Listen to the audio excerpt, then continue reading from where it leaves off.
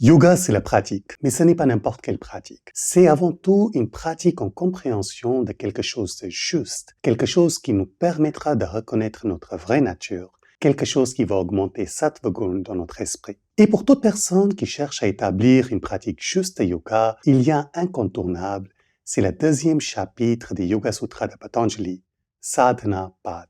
D'ailleurs, il est fort probable qu'une fois vous commencez à lire, à étudier Sadhana Pad, cela change tout ce que vous pensiez connaître à propos de yoga. Sadhana Pad, c'est le deuxième chapitre des Yoga Sutras de Patanjali, et même si chronologiquement il vient après le premier chapitre, Samadhi Pad, qui nous parle de la métaphysique, lorsqu'il s'agit de pratiquer, de réellement mettre en application yoga, c'est le premier chapitre qu'on va commencer à mettre en place. Le mot sadhana, qui est d'ailleurs très utilisé à nos jours dans certains cercles de yoga, il est souvent traduit comme finir, accomplir quelque chose, ou d'ailleurs souvent juste comme la pratique. Mais l'étymologie du mot sadhana, il est très intéressant. Sadhana, c'est composition de deux mots. Premier mot, c'est sad. Sad qui contient en lui sat aussi, sat, qui est le principe de réalité. Le mot sad, on pourra traduire cela comme accomplir ou terminer ou finir quelque chose d'une manière juste, c'est-à-dire finir quelque chose avec compréhension. Le mot ana, c'est encore plus intéressant. An, ça signifie le souffle primordial. Et quand on ajoute le suffixe a après, ça signifie la mise en mouvement du souffle primordial. Quand on va parler de souffle primordial dans ce contexte, on peut le traduire très simplement comme à présent ou ainsi. Mais ana signifie aussi quelque chose qui est fait en ayant capté l'essence du chose en question. Par exemple, si je suis en train de pratiquer des postures de yoga et je capte l'essence des postures et je pratique en conscience, avec compréhension, cela s'appellera sadhana si ma pratique me permet d'augmenter Sattva Guna dans mon esprit. À l'inverse, je peux pratiquer autant de postures que je veux, mais si je ne capte pas l'essence des postures, si cette pratique n'augmente pas Sattva Guna, si ça ne me permet pas de mieux méditer, de réussir les pranayams, dans ce cas-là, cela ne sera pas un sadhana. Nous cherchons tous des solutions à nos problèmes.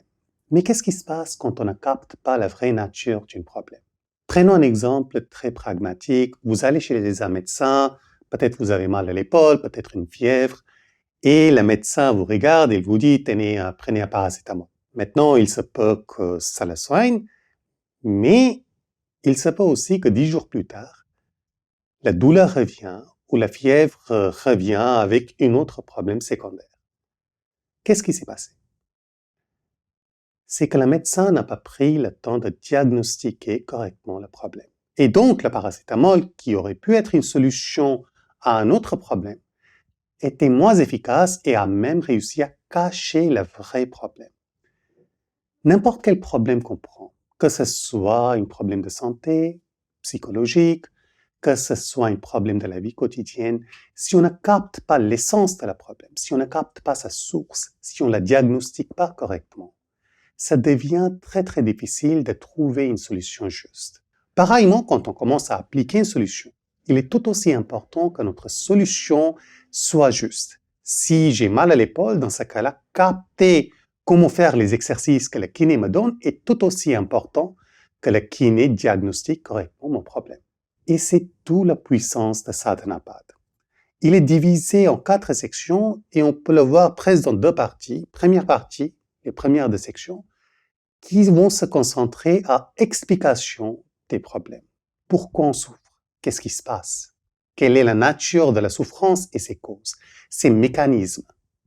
Et la deuxième partie qui commence à nous introduire les 8 membres de yoga et commencer à nous donner des solutions qu'on peut mettre en place pour transcender tous ces problèmes.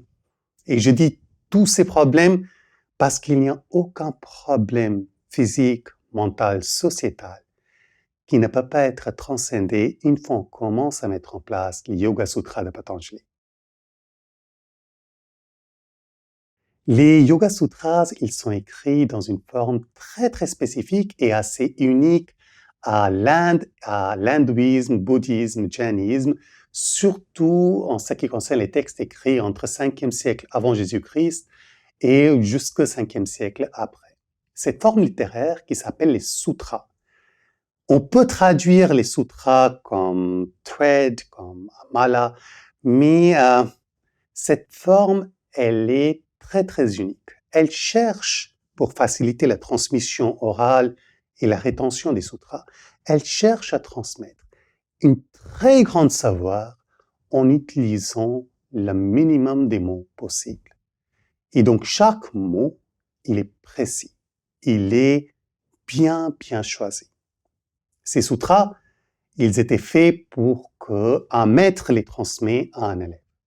C'est-à-dire, non seulement il racontait la sutra, mais il expliquait la sutra en se basant sur toutes les connaissances sur la métaphysique, sur la philosophie, etc. Si on n'a pas ces connaissances, si on n'a pas appliqué les sutras auparavant, il devient très facile de trouver des mauvaises traductions ou des mauvaises interprétations de ces mots, parce que justement, ces mots, ils peuvent être interprétés de plusieurs façons. La seule façon d'assurer que l'interprétation est juste, c'est d'avoir les connaissances assez profondes dans la métaphysique et dans la philosophie indienne. Aujourd'hui, dans beaucoup des livres qui traduisent les Yoga Sutras vers d'autres langues, on voit pas mal des traductions, on va dire, très simples, qui ne sont pas erronées. C'est-à-dire, dans le dictionnaire, on peut trouver ces traductions, mais qui deviennent erronées une fois on commence à les juxtaposer avec d'autres philosophies comme Sankhya, qui donnent les bases métaphysiques pour yoga. Un exemple sera asana, ou même pranayama, yam, niyam. Tous ces mots, on peut les traduire, on peut traduire yam comme étant juste les éthiques.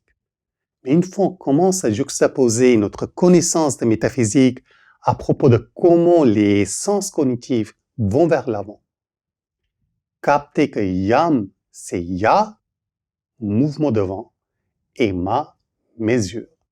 Ça commence à changer complètement notre perception. Vous étudiez les Yoga Sutras comme ça, et il est fort probable que tout ce que vous pensiez connaître à propos des yoga, ça change complètement. Les Yoga Sutras, c'est 55 sutras dans Sadhanapad. On peut écrire 55 livres sur Sadhanapad, mais si on allait brièvement, on peut diviser ces 55 sutras dans 4 sections séparées et regardons chaque section, qu'est-ce qu'il nous apprend. Les premières 11 sutras, Patanjali il démarre en nous introduisant un terme qui est Kriya Yoga, qu'on va convertir dans toute une forme de yoga, mais c'est pas du tout ce qu'il cherche à dire. Et ensuite, il nous explique les mécanismes de souffrance. Qu'est-ce qui fait que quelqu'un a une mauvaise estime de soi? Pourquoi on peut manquer de confiance en nous? Qu'est-ce qui peut générer dépression? Qu'est-ce qui peut générer trop d'attachement vers des choses? Qu'est-ce qui peut nous induire dans les cercles vicieux? Ce qu'il nous dit nous aide à comprendre les mécanismes de presque l'intégralité des souffrances de l'humanité. Les mécanismes qu'il explique dans cette section, elles sont vraiment d'une très grande profondeur. N'importe quel instant où vous cherchez à savoir pourquoi vous avez fait un burn-out, ou qu'est-ce qui s'est passé dans votre corps ou dans votre esprit si vous avez une crise d'anxiété, vous trouverez cette information dans cette première section si vous prenez le temps de la contempler. Mais Patanjali ne s'arrête pas juste aux questions de souffrance visible, il va aussi encore plus loin et il nous introduit au concept de karma.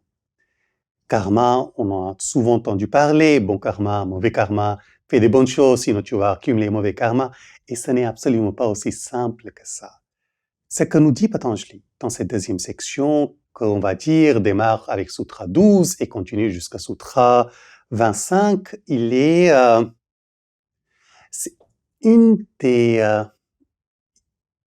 des explications sur karma et comment marche le karma, les plus précis, les plus clairs qui existent dans toute la philosophie indienne.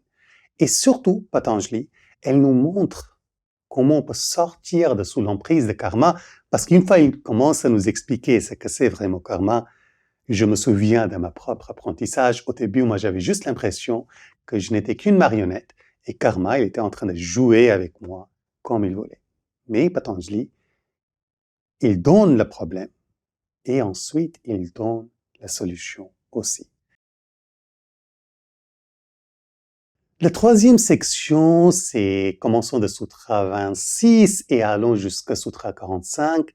Il nous introduit les 8 membres, les 8 piliers de yoga, et ensuite il se concentre sur 2 premiers piliers qui sont les yam et les niyam. Le mot yam, niyam, on les traduit très souvent comme discipline de vie pour les niyam et comme les éthiques pour les yam. Mais au fond, c'est pas du tout ça. Les yam et les niyam représentent, on va dire, 10 outils. 10 outils d'une incroyable puissance, de connaissance de soi et le travail sur soi. Yam, c'est la mesure de tout ce qui va vers l'avant. Et niyam, c'est la mesure de tout ce qui rentre en nous. Et donc, notre façon d'agir avec le monde externe et avec nous-mêmes, en utilisant, en appliquant ces 10 outils, il nous permet de faire un vrai travail de fond sur nous. Tous les problèmes qu'il nous avait expliqués, leurs causes, leurs mécanismes, c'est à travers les yam et les niyam qu'on commence à mettre en place les solutions. Il nous parle alors des 5 yam et 5 niyam qui sont essentiels pour chaque pratiquant de yoga, sans laquelle la suite n'est pas possible. La dernière section, c'est dédié aux 3 pratiques, dont 2 qu'on a l'impression qu'on les connaît intimement. Asana, pranayama et pratyahara. Pratyahara, encore, c'est un mot qui reste peu connu, et les gens qui le connaissent pensent souvent qu'il s'agit de retirer l'essence ou retirer le pratiquant du monde mondain, mais ce n'est pas tout à fait ça. Et asana et pranayama, qu'on traduit comme posture de yoga et comme les exercices de respiration. Les traductions, les deux, on peut les considérer correctes. Il n'y a aucune faute littéraire dedans. Sauf si on commence d'un côté à mettre en place la philosophie de Sankhya. De l'autre côté, on commence à comprendre la métaphysique et comment chaque mouvement de prana, il est en train de nous amener tout ce qui est samskar, tout ce qui est karma, de plusieurs incarnations jusqu'à notre corps présent. Et à côté de cela, on décompose le mot asana en as, as qui veut dire asseoir quelque chose, et an, le souffle primordial. Et là, ça change complètement la donne.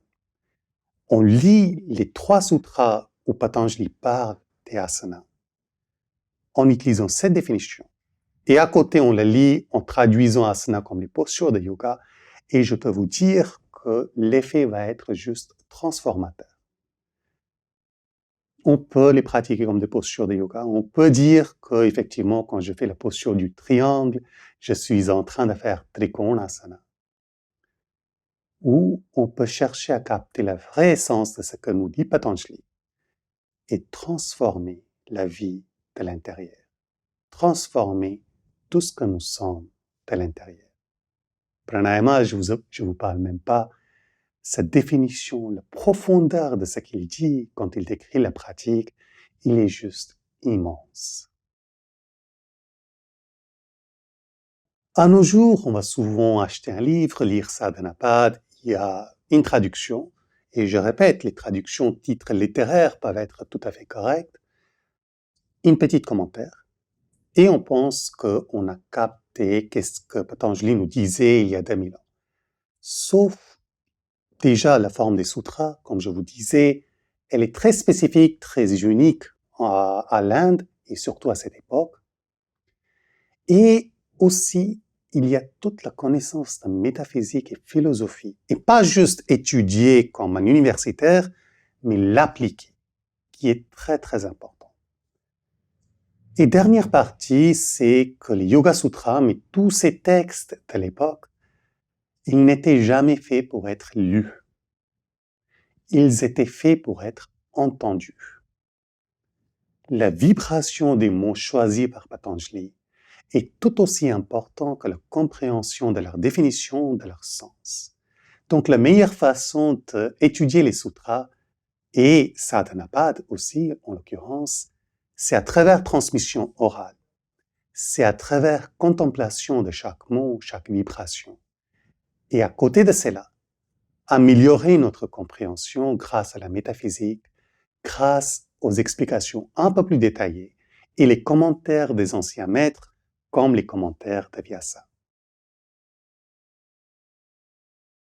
Si cette façon d'apprendre les Yoga Sutras, ça vous intéresse, que ce soit pour Sadhanapad ou le reste des sutras, je vous invite à regarder notre formation qui est assez unique dans son genre sur les Yoga Sutras, où on suit justement cette méthodologie traditionnelle et on va sutra par sutra avec l'étymologie des mots, avec leur décomposition, avec les commentaires de Vyasa ainsi que compréhension de la métaphysique et d'autres philosophies indiennes. J'espère que cette vidéo vous aura aidé à mieux capter qu'est-ce que c'est Sadhanapad et pourquoi il est si important. Si les questions vous viennent, n'oubliez pas de les laisser dans les commentaires. Avec cela, je vous souhaite une excellente journée. Namaste.